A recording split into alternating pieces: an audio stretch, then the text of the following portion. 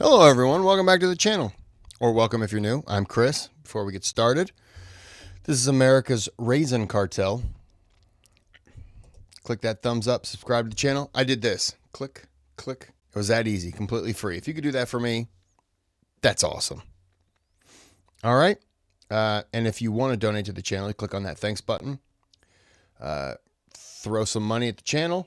Request a video. Your name sponsors that video. All right, this is the Fat Files. America's secret weapon that won World War II.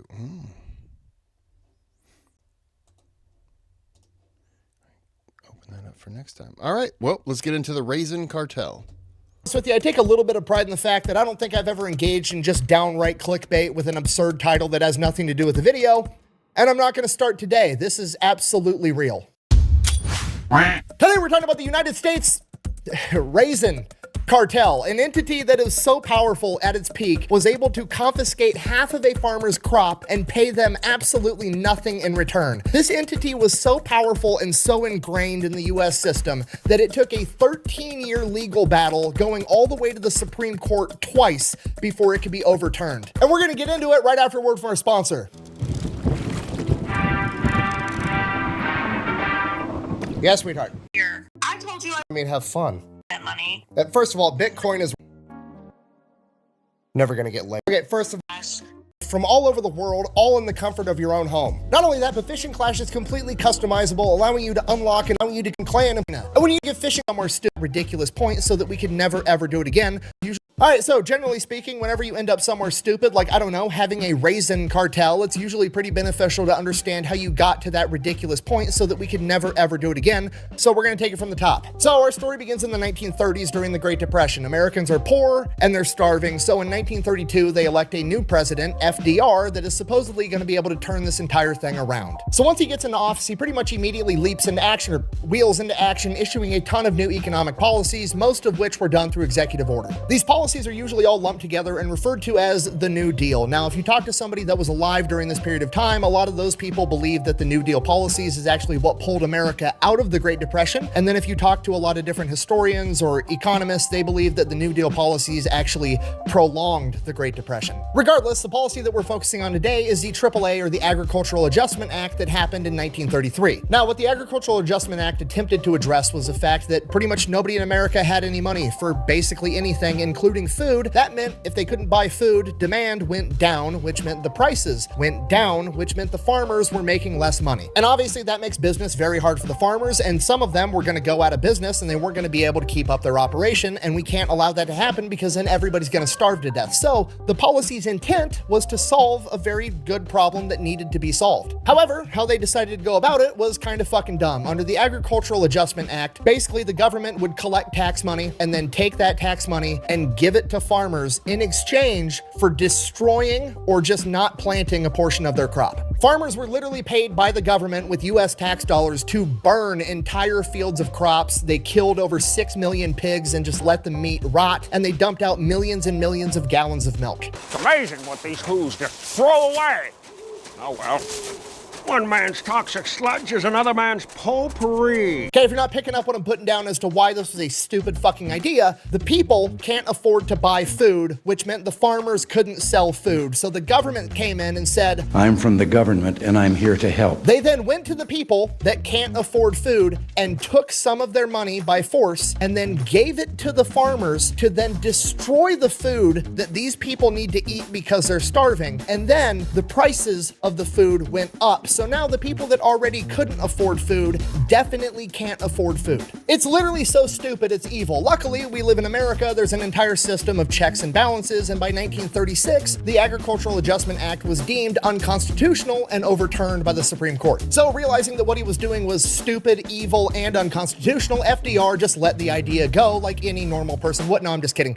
He pretty much immediately issued another program that was basically identical, but it was just different enough to not be unconstitutional unconstitutional this go around, and that would buy him a couple of more years before they could shut him down again. And that was called the Agricultural Marketing Agreement Act of 1937. Now, coupled with that, in 1937, FDR realized that they're just going to overturn his policies again at the Supreme Court level. So he then attempted to pack the Supreme Court so that he had enough people in the Supreme Court to just pass his policies through, whether they were unconstitutional or not. At this point in time, the Supreme Court had 9 Supreme Court justices, and FDR put out a new policy and tried to force it through Congress that would allow him to appoint 6 more for a total of 15 Supreme Court justices. Now, this act that would allow FDR to appoint more Supreme Court justices did not make it through Congress, but a lot of historians believe the reason it didn't make it through Congress was because as soon as all of this added political pressure got placed on the Supreme Court, and it looked like they were going to lose some of their power by diluting the entire court, some of them switched their opinion over to start letting FDR's New Deal policies through. This is commonly referred to as the switch in time to save the 9, referring to some of the justices switching their opinion over to save the effectiveness of the Supreme Court. Basically, the Supreme Court got bullied into letting FDR do what he wanted, whether it was unconstitutional or not. So now that the Supreme Court is scared to shut down FDR for doing anything unconstitutional, in 1938, he reinstates a slightly modified version of the Agricultural Adjustment Act that they had already struck down. Buh! I don't know why you're making FDR seem like he was a bad president. He got us through World War II and he was a great guy. Buh! Okay, first of all, I don't know how he gets credit for getting us through World War II when he didn't even make it through World War II. He passed away before World War II ended. As for being a good guy, yeah, maybe, sure, as long as we're willing to overlook attempting to pack the Supreme Court so that he could continue to burn crops while Americans are starving, confiscating gold from American citizens via executive order, refusing to sign anti-lynching legislation because he didn't want to upset the Dixiecrat voter base in the South, solidifying the Federal Reserve, hiding his disability from the American voter so that he could be the only president to serve more than 2 terms.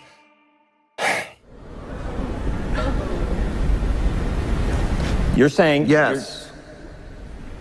Let's talk about Persecuting 600,000 Italian Americans by declaring them an enemy of the state, where they were then subjected to confiscations, internment, and curfews, and then interning 125,000 Japanese Americans in camps where they lost their homes, their businesses, and had to stay there for years for no reason other than the fact that we were at war with Japan and their family or they came over from Japan to America because they thought America was better. So yeah, if we're willing to overlook all that, he sounds chill as fuck. Probably a great guy. I'm getting sidetracked, I'm sorry. So this is the political landscape we have going into World War II. So World War II happens, America raises a massive army. I think it totaled in almost 16 million men throughout the course of World War II. And obviously, you gotta feed 16 million men. And one of the easiest food products to actually buy up and then preserve and ship across an entire ocean without it going bad happened to be raisins. So the United States is now buying up a ton of raisins. So obviously, the demand goes up, meaning the price goes up, meaning more people start making fucking raisins to sell to the US government, because that's how capitalism works. Fast forward, World War II ends, the entire military gets to come back home, resume civilian life. The military shrinks dramatically, meaning that you've got less men to feed, meaning that the US government quits buying so many raisins. Now, all the service members could go home and buy raisins on their own if they liked raisins, but guess what? Nobody fucking likes raisins, so nobody's buying the raisins. The price plummets, at which point capitalism should probably kick in again, and the growers are gonna realize, oh, there's not a huge market for raisins anymore. I should probably do something else. Now that's what should happen. But in this particular instance, the government, for whatever reason, decides, you know what? I like raisins. I think we should keep overproducing raisins, and then the government will come up with some solution on how to stabilize the price of raisins. This looks familiar. Where have I seen this before? Let me think. Which is great news, because if the US government has a long proven track record of doing anything at all good, it's obviously stabilizing things. I mean, look at the Middle East. So the government says, okay, here's what we're going to do. Under the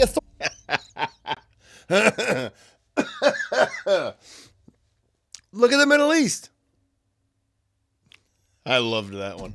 authority of the Agricultural Management Agreement Act of 1937, we're going to use that authority to create a new government entity that we're going to call the Raisin Administration Committee. We're going to have a whole government entity at the federal level solely committed to raisins. Now, right off the bat, that sounds kind of dumb, but don't worry, it gets way worse because the Raisin Administration Committee is actually directly under the authority of the Department of Agriculture. And the reason that's a big deal is because the Department of Agriculture was founded with executive authority in 1862, meaning that the Department of Agriculture is part of the executive branch of the United States government, which more or less means whatever policies they adopt internally are basically de facto written into law. And if anybody disagrees, they have to take them to court and prove that it was unconstitutional, which is a gigantic hurdle that takes years. Okay, if you're not picking up what I'm putting down, I'm trying to tell you that the federal government just created a new federal entity for raisins that has executive authority. So the Raisin Administration Committee immediately gets to work stabilizing the price of raisins, aka driving the price of raisins up, even though they shouldn't cost that much. So they get to work at doing it, and the plan they come up with how to do it is they're gonna go to every raisin grower, farmer, manufacturer, however you wanna do that. You fucking grow grapes and then you leave them out in the sun, whatever that guy is. They go to those guys and they're like, hey, here's the new policy that we've just written into law under nobody's authority. The new rule, the new law, is that you're gonna have to give us a certain percentage of your crop every year based on however much we decide you're gonna give us, and you have zero recourse. We're gonna take it for a grand total of free 99. We're not gonna give you shit,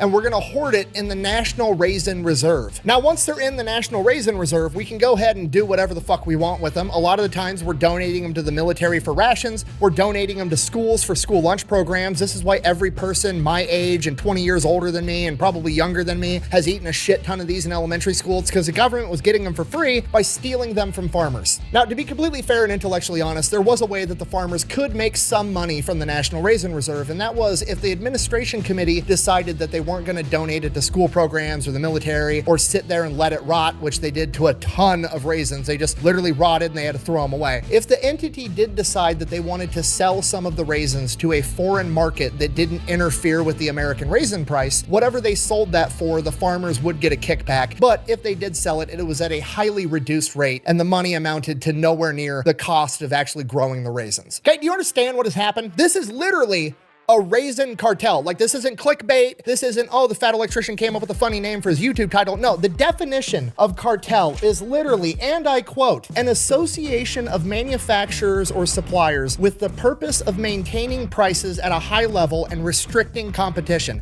It is straight up a raisin cartel. People, listen up.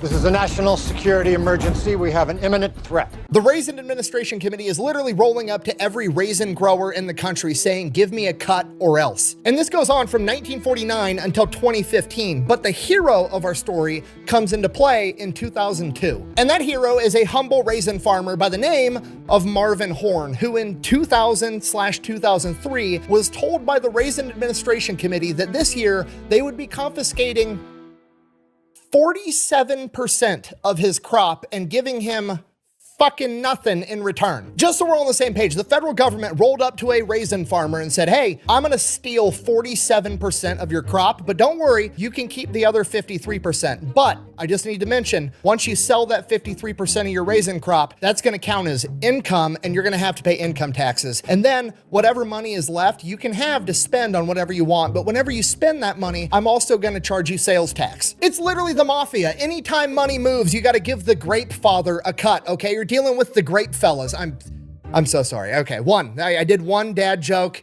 I'm done, okay? It's just the entire situation is completely unreasonable. Yeah, babe. Nick, oh my God, I missed my period. I know. What do you mean you know? I heard it through the grapevine. Goodbye.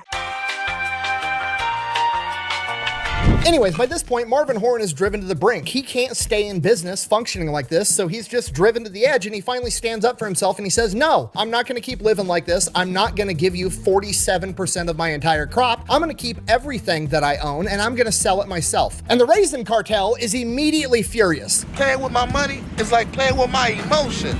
So the Raisin Administration Committee orders him to pay back the value of the raisins to the committee, approximately $400,000. And then, because he wasn't a good little boy that just forked over half of his living, they decided they were also gonna fine him an additional $200,000 for his disobedience, which apparently is completely legal because they have executive authority, which means apparently you can do whatever the fuck you want all the time and it's not against the rules. So Marvin Horn realizes he's gonna have to defend himself, so he starts looking into the law and he starts at the first place that you should should always start? The Constitution. Okay, Amendment number 1 says I can pray to whoever I want and say whatever I want, and you're not allowed to stop me. Amendment number 2 says I have guns if you disagree with the first one. And rule number 3 says I don't have to have soldiers sleep in my house. Rule number 4 says no unreasonable searches and seizures. Oh, here we are. Rule number 5, where it clearly says, and I quote, nor shall private property be taken for public use without just compensation.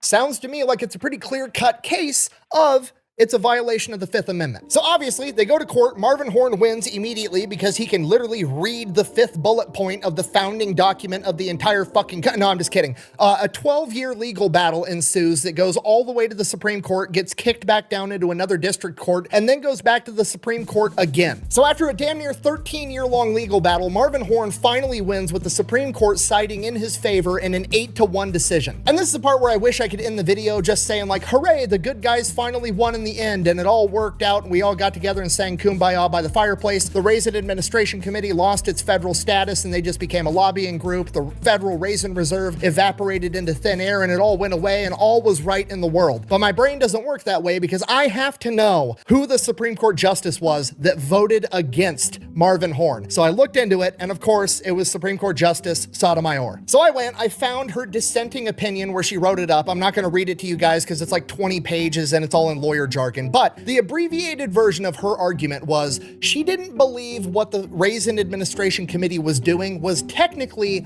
a taking. And her justification for that was, well, technically, even though the Raisin Administration Committee did in fact take his shit without his permission, they could have potentially, if they decided to, sold some of those raisins. And if they did sell some of those raisins, they were gonna give him a small portion of the proceeds. Therefore, that's not technically a taking. Or he could sell his own raisins and take all of it and then pay taxes for it. Instead of them saying, right off the cut, you get 50%. And then you got to pay taxes on the 50%. No, thank you. What you just said is one of the most insanely idiotic things I have ever heard. Everyone in this room is now dumber for having listened to it. Do you understand how violently stupid that opinion is? Okay, like let's apply this logic to any other situation, okay? Let's say that I'm a burglar and I break into your house. I sit you there on the table and I take 47% of all the shit in your house. I steal it, I walk away, I'm fucking gone. Later, the cops catch me, okay? And while I'm arrested in handcuffs and they take me into court, I look the judge in the face and I go, well, Your Honor, it technically wasn't me being a burglar and stealing because I was considering selling some of their shit at a heavy discount to a pawn shop. And if I did that, I had every intention of giving them some of the money back later. Do you think the judge would let me not go to prison? No, because that's fucking dumb. Okay, I don't even know how I got here. Okay, like a week ago, I got an email. Somebody said like, hey, fat electrician, you should look into Marvin Horn, the raisin farmer that defeated the federal government. And now I have this conspiracy theory about how FDR created a raisin cartel that extorted raisin farmers for 70 years straight. And I'm making a video for the internet, probably pissing off the raisin cartel. And now I need to go into witness protection because they're going to come and sun dry me and my whole family. I have to go. I got to go get ready for an altercation with the Raisin Mafia, I think. Thanks for watching. Best way to support the channel is go buy some merch over thefatelectrician.com. So I didn't know anything about this. This is really good. Wow. Props to that guy. I already forgot his name.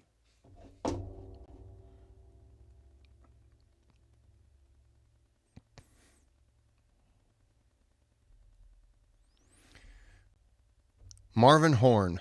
Props to you, sir. 13-year legal battle over goddamn raisins. That's ridiculous. That's ridiculous. Oh my gosh, what is wrong with this country from time to time? They're just stupid. And we elect people who aren't the smartest, who put people in charge of things, and they're stupid. I gotta sneeze. Okay. Crisis averted. I sneezed and I'm still alive. So I'm gonna end this here. He's got another video I'm gonna jump into. I already forgot what it was. About hockey, I think. Well, anyways, until next time, don't be a raisin grower. Until next time, have a good day. Have a good night.